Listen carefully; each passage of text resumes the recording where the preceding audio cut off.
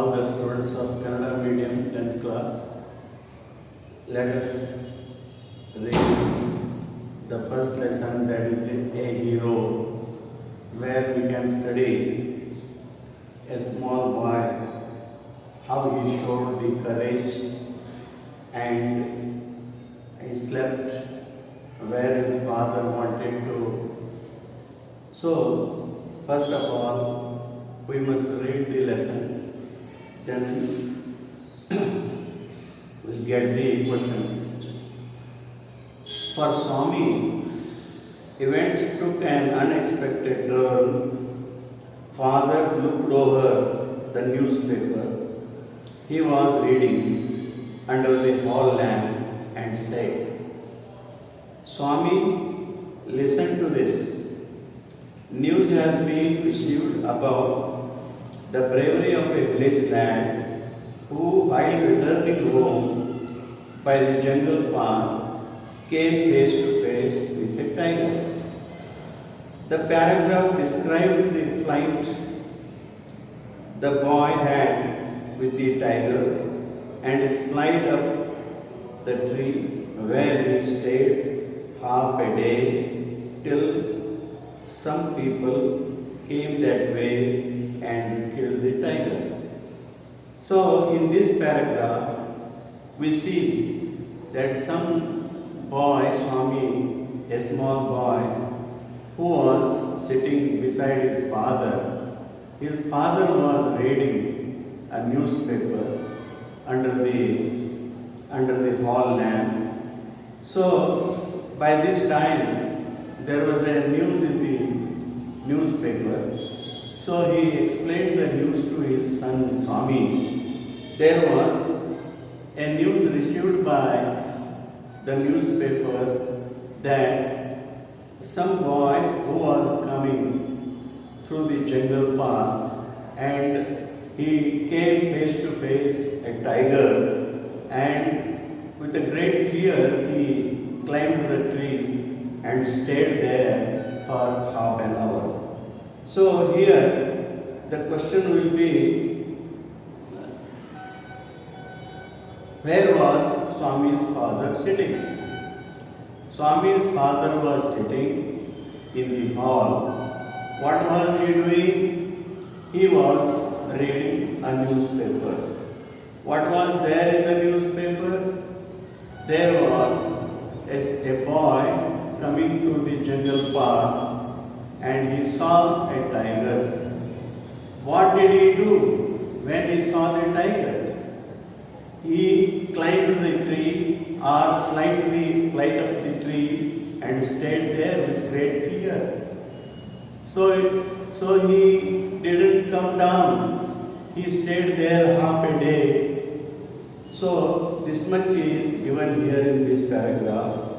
The next paragraph, the paragraph describes the flight the boy had with the tiger and his flight up the tree, where he stayed half a day till some people came that way and killed the tiger. So some people came through that way till the boy was sitting on the tree waiting for someone to come and kill the tiger. In this way the boy was escaped with the help of the people who came that way and killed the fearful tiger. So in next paragraph, after reading through father looked at Swami fixedly and asked, "What do you say to that?"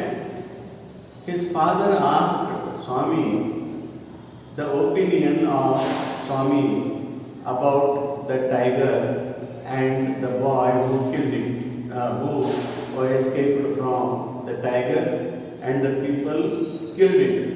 Swami said, "I think he must have been a very strong and grown-up person, not a boy at all." Swami's version is like this. So he also remarked that how could a boy fight a tiger? So he did not believe Swami did not believe that a boy couldn't fight a tiger. It is highly impossible for a boy to kill it. So he didn't agree with the father's words. Next, you think you are wiser than the newspaper. Father spoke in an unkind manner. That is the word here, sneered. Sneered means speak in a very unkind way. So, you think you are wiser than the newspaper. Father insisted that it was a true news in the newspaper. A man may have the strength of an elephant and yet to be coward, whereas another may have the strength of a straw, but if he has courage, he can do anything. Courage is everything. Strength and age are not important. Here he highlighted the character that is courage. With the help of the courage, we can do anything. This was the opinion of the father. Swami disputed this theory. He said, how can it be, father? Suppose I have all the courage. What would I do if a tiger should attack me? So, he was a very small boy. If he had courage or strength or age, small age, if a tiger comes in his way, he couldn't do anything. So, leave alone strength. So then this event is over. Swami's father asked him, leave all these disputed ideas, and he asked him, can you prove you have courage? Let me see if you can sleep alone tonight in my office room. This much we can translate into Kannada, so which will be possible for you to understand the lesson. ಇಲ್ಲಿ ನೋಡಿ, ಈ ಪಾಠದಲ್ಲಿ ಸ್ವಾಮಿ ಅನ್ನುವ ಒಬ್ಬ ಹುಡುಗ ಅವರ ತಂದೆಯ ಪಕ್ಕದಲ್ಲಿ ಕುಳಿತುಕೊಂಡಿದ್ದ. ಆಗ ಅಲ್ಲಿ ಅಥವಾ ಅವನು ಗ್ರಹಿಸಲಾರದಂಥ ಒಂದು ವಿಷಯ ಅಲ್ಲಿ ಪ್ರಾರಂಭವಾಯಿತು. For Swami events took on unexpected turn. ಆ ಸ್ವಾಮಿಗೆ ಅವನು ತಾನು ತಿಳಿದುಕೊಂಡಂತೆ ಅಲ್ಲಿ ಯಾವ ವಿಷಯ ನಡೆಯಲಿಲ್ಲ. ಯಾಕಂದರೆ father looked over the news paper. ಅವನ ತಂದೆ ಒಂದು ವೃತ್ತಪತ್ರಿಕೆಯನ್ನು ಓದ್ತಾ ಇದ್ದ. He was reading under the hall lamp and side. ಆ ಹಾಲ್ ಲ್ಯಾಂಪದ ಕೆಳಗಡೆ ಕುಳಿತುಕೊಂಡು ಓದುವಾಗ ಆ ಒಂದು ನ್ಯೂಸ್ ಅವನಿಗೆ ಸಿಗ್ತಾ ಇದೆ, ಆ ಸುದ್ದಿ ಸಿಗ್ತಾ ಇದೆ. ಅದನ್ನು ನೋಡಿ ಅವನು ಸ್ವಾಮಿಗೆ ಹೇಳ್ತಾನೆ, ಸ್ವಾಮಿ ಕೇಳಪ್ಪ, ಇಲ್ಲಿ listen to this. News has been received about the bravery of a village land. ಇಲ್ಲಿ ಒಬ್ಬ ಹಳ್ಳಿಯ ಹುಡುಗನ ಒಂದು ಸಾಮರ್ಥ್ಯ ಅಥವಾ ಶೌರ್ಯದ ಕಥೆ ಇಲ್ಲಿ ನಮಗೆ ನೋಡಕ್ಕೆ ಸಿಗ್ತದೆ. ಹೇಗಂದರೆ, ಅವನು while returning home by the jungle path, ಅವನು ಮನೆಗೆ ಆ ಅಡವಿಯ ಮುಖಾಂತರ ಬರುವಾಗ ಅಲ್ಲಿ ಏನು ಮಾಡಿದ, came face to face with a tiger. ಒಂದು ಟೈಗರ್, ಒಂದು ಹುಲಿ ಅವನ ಎದುರುಗಡೆ ಬಂತು. ಇಷ್ಟು ಈ ಒಂದು ಪ್ಯಾರಾಗ್ರಾಫ್ನಲ್ಲಿ ನಾವು ನೋಡ್ತೀವಿ. ತಂದೆ ಪೇಪರ್ ಓದ್ತಾ ಇದ್ದಾನೆ. The father was reading news paper. The boy Swami was sitting beside him. And there was a news that some village lad was coming through the jungle path and he came face to face a tiger with a tiger. ಹಾಗೆ ಈ ಒಂದು ಪ್ಯಾರಾಗ್ರಾಫ್ದಲ್ಲಿ ನಾವು ನೋಡ್ತೀವಿ. ಇಲ್ಲಿ what was the news flashed in the news paper that Swami's father was reading ಅನ್ನೋದನ್ನು ನಾವು ತಿಳ್ಕೋಬೇಕು. ಇನ್ನು ನೆಕ್ಸ್ಟ್ ದಲ್ಲಿ ದ ಪ್ಯಾರಾಗ್ರಾಫ್ ಡಿಸ್ಕ್ರೈಬ್. ಈ ಪ್ಯಾರಾಗ್ರಾಫ್ ಏನು ಆ ನ್ಯೂಸ್ ಪೇಪರ್ದಲ್ಲಿ ಆ ಪ್ಯಾರಾಗ್ರಾಫ್ ಏನು ವರ್ಣನೆ ಮಾಡ್ತಾ ಇದೆ ಅಂದರೆ, the fight the boy had with the tiger. ಆ ಟೈಗರ್ ಜೊತೆಯಲ್ಲಿ ಎಲ್ಲ ವಿರುದ್ಧವಾಗಿ ಯಾವ ರೀತಿಯಾಗಿ ಹೋರಾಟ ಮಾಡ್ತಾನೆ ಹುಡುಗ. And and he climbed up the tree where he stayed half a day. ಆ ಹುಡುಗ ಆ ಟೈಗರ್ ಜೊತೆಯಲ್ಲಿ ಏನು ಹೋರಾಟ ಮಾಡುವುದಿಲ್ಲ, ಆದರೆ ಅವನು ಭಯಪಟ್ಟು ಒಂದು ಗಿಡವನ್ನು ಏರ್ತಾನೆ. ಆ ಗಿಡದಲ್ಲಿ ಅರ್ಧ ದಿನ ಅಲ್ಲೇ ಇರ್ತಾನೆ. And till some people came that way and kill the tiger. ಅಲ್ಲಿ ಕೆಲವು ಜನ ಬಂದ ಟೈಗರಲ್ಲಿ ಇದ್ದದ್ದನ್ನು ನೋಡಿ ಅವರು ಆ ಒಂದು ಹುಲಿಯನ್ನು ಕೊಂದರು. ಕೊಂದ ಕೂಡಲೇ ಆ ಹುಡುಗ ಆ ಒಂದು ಅಪಾಯದಿಂದ ಪಾರಾದ ಅನ್ನುವಂಥ ವಿಷಯವನ್ನು ನಾವಿಲ್ಲಿ ನೋಡ್ತೀವಿ. ಹಾಗಾದರೆ after reading through, father looked at Swami fixedly and asked, what do you say to that? ಅವರ ತಂದೆ ಈ ಹುಡುಗನನ್ನು, ಸ್ವಾಮಿಯನ್ನು ಒಂದು ನೇರವಾಗಿ ನೋಡಿ ಏನಂದ, ಸ್ವಾಮಿಗೆ ಇದ್ರ ಬಗ್ಗೆ ನೀನೇನು ಹೇಳ್ತೀಪ ಅಂತ ಕೇಳಿದೆ. ಯಾವ ಹುಡುಗ ಆ ಟೈಗರನ್ನು ನೋಡಿ ಗಿಡವನ್ನು ಏರಿದ್ದ ಧೈರ್ಯದಿಂದ, ಆ ಟೈಗರ್ನಿಗೆ ಬಲಿಯಾಗಲಿಲ್ಲ ಆತ, ಜನರು ಬರುವವರೆಗೆ ಅಲ್ಲೇ ಕುಳಿತುಕೊಂಡ. ಈ ಧೈರ್ಯವನ್ನು ನೋಡಿ ನೀನೇನಂತೀಯ? ಸ್ವಾಮಿ ಅಂತಾನೆ, I think he must have been a very strong and grown-up person and not a boy at all. ಆತ ಬಹಳ ಸ್ಟ್ರಾಂಗ್ ಇರಬೇಕು, ದೊಡ್ಡವನಿರಬೇಕು. ಅಂದಾಗ ಆತ ಆ ಹುಲಿಯನ್ನು ನೋಡಿ ಗಿಡವನ್ನು ಏರಿ ಧೈರ್ಯದಿಂದ ಕುಳಿತುಕೊಂಡ. ಸಣ್ಣ ಹುಡುಗನೇನು ಆಗಿರಲಿಲ್ಲ ಅಂತ ತೆಗೆದು ಹೇಳಿದ. How could a boy fight A tiger? ಒಂದು ಕ್ರೂರ ಪ್ರಾಣಿಯಾದಂಥ ಟೈಗರನ್ನು ಒಬ್ಬ ಸಣ್ಣ ಹುಡುಗ ಅದರ ಜೊತೆಯಲ್ಲಿ ಹೋರಾಟ ಮಾಡಲು ಸಾಧ್ಯವೇ? It was highly impossible for the boy to fight the tiger. This was the opinion of Swami here. Next, you think you are wiser than the news paper, father senior. ಆ ತಂದೆ ಏನು ಮಾಡಿದವ ಅಂದ ಹೇಳಿದವ, ಏನೋ ನೀನು you think you are wiser than news paper. ಒಂದು ಥರ ವಿಡಂಬನೆ ಮಾಡುವಂತೆ ಆ ಹುಡುಗನಿಗೆ ಅಂದ, ನೀವು ನ್ಯೂಸ್ ಪೇಪರ್ಗಿಂತ ಭಾಳ ಶಾಣೆ ಆಗಿದ್ದೇನೆ. ಅವನು ಸಣ್ಣ ಹುಡುಗನೇ ಇದ್ದ, ಗ್ರೋನಪ್ಪೇನು ಇರಲಿಲ್ಲ ಅಂತ ಈ ತಂದೆ ಈತನಿಗೆ ಹೇಳಬೇಕಾಗಿತ್ತು. ತಂದೆ ಒಂದು ಆಂತರಿಕವಾದಂಥ ವಿಷಯನೇ ಬೇರೆಯಾಗಿತ್ತು. ತನ್ನ ಮಗನಿಗೆ ಒಂದು ಧೈರ್ಯದ ಕೆಲಸವನ್ನು ಕೊಡಬೇಕು. ಆ ಮಗು ಯಾವಾಗಲೂ ತನ್ನ ಅಜ್ಜಿಯ ಮಕ್ಕಳಲ್ಲಿ ಬೆಳೀತಾ ಇದ್ದ. So this was not liked by his father. So he wanted to teach him the lesson of courage. So what did he do then? Father sneered, a man may have the strength of an elephant and yet be a coward. ಒಬ್ಬ ಮನುಷ್ಯನ ಶಕ್ತಿ ಆನೆಯಂತೆ ಇರಬೇಕು, ಆದರೆ ಅವನು ಹೇಡಿಯಾಗಿರ್ತಾನೆ. ಆದರೆ whereas another may have the strength of a straw. ಒಬ್ಬ ಕಡ್ಡಿ ಪೈಲ್ವಾನ್ ಅಂತೀವಿ ನಾವು. ಆ ಕಡ್ಡಿ ಪೈಲ್ವಾನ್ ಇದ್ದಂಥವನಿಗೆ ಬಹಳ ಧೈರ್ಯ ಇರ್ತದೆ. ಆನೆಯ ಬಲ, ಆನೆಯ ಶಕ್ತಿ ಇದ್ದಂಥವನಿಗೆ ಯಾವ ಧೈರ್ಯ ಇರುವುದಿಲ್ಲ ಅನ್ನೋದು ಇಲ್ಲಿ ತೋರಿಸಬೇಕಾಗಿದೆ. But if he has A courage, ಅವನಲ್ಲಿ ಧೈರ್ಯವಿದ್ದರೆ ಮಾತ್ರ ಹಿ ಕ್ಯಾನ್ ಡೂ ಎನಿಥಿಂಗ್. ಅವನು ಬೇಕಾದ ಕೆಲಸವನ್ನು ಮಾಡ್ಬೋದು.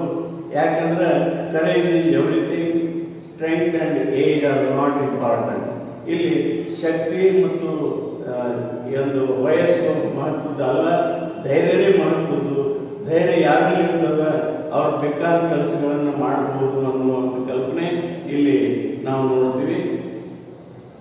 ಆಮೇಲೆ Swami disputed the theory. Swami ಇದನ್ನು ಲೈಕ್ ಮಾಡಲಿಲ್ಲ. Swami didn't agree with the theory put before him by his own father. How can it be? ಇದು ಹೆಂಗೆ ಸಾಧ್ಯದ ತಂದೆ? How can it be father? Suppose I have all the courage. ನಾನು ಇಷ್ಟು ಸಣ್ಣ ಹುಡುಗಿದ್ದೀನಿ, ನನಗೆಲ್ಲ ಕರೇಜ್ ಇದೆ, ಧೈರ್ಯ ಇದೆ. ಆದರೆ what would I do if A tiger should attack me? ಒಂದು ಹುಲಿ ಬಂದು ನನ್ನ ಮೇಲೆ ಎರಗಿದರೆ ನಾನೇನು ಮಾಡಲು ಸಾಧ್ಯ? ಸಾಕಷ್ಟು ನನಗೆ ಧೈರ್ಯ ಇದ್ದರೆ ಉಪಯೋಗ ಏನು? ಅದು ಸಾಧ್ಯವಾಗುವುದಿಲ್ಲ. ನೀವು ಹೇಳೋದು ನನಗೇನು, ಇದನ್ನು ನಾನು ನಂಬೋದಿಲ್ಲ. ಐ ವೋಂಟ್ ಬಿಲೀವ್ ಇಟ್ ಅಂತ ಹೇಳ್ತಾನೆ. ಆಮೇಲೆ ಲೀವ್ ಅಲೋನ್ ಸ್ಟ್ರೆಂಗ್ತ್, ಬಿಡಪ್ಪ ಇನ್ನ ಇದು ಸ್ಟ್ರೆಂಗ್ತ್ ಅದು ಇದು ವಿಚಾರ ಎಲ್ಲ ಬಿಟ್ಟರು. ಈಗ can you prove you have a courage, ನಿನ್ನಲ್ಲಿ ಆ ಧೈರ್ಯ ಇದೆ ಅಂತ ನೀನು ಇದನ್ನು ಖಾತ್ರಿ ಮಾಡಿ ಕೊಡ್ತೀಯಾ? ಹಾಗಾದರೆ let me see you, see if you can sleep alone tonight in my office room. ಇವತ್ತು ರಾತ್ರಿ ನನ್ನ ಕೋಣೆಯಲ್ಲಿ ನೀನು ಮಲಗುವ ಧೈರ್ಯವನ್ನು ಮಾಡ್ತೀಯಾ ಅಂತ ಕೇಳ್ತಾನೆ. ಟೈಗರ್ ಕೂಡ ಇದು ಮಾಡೋದು ಬೇಡ, ಏನು ಬೇಡ, ಈಗ ನೀನು ನಿನಗೆ ಧೈರ್ಯ ಐತೆ ಅಂತ ಹೇಳ್ತಿಲ್ಲ, ನೀನು ನನ್ನ ಕೋಣೆಯಲ್ಲಿ ಮಲಗು.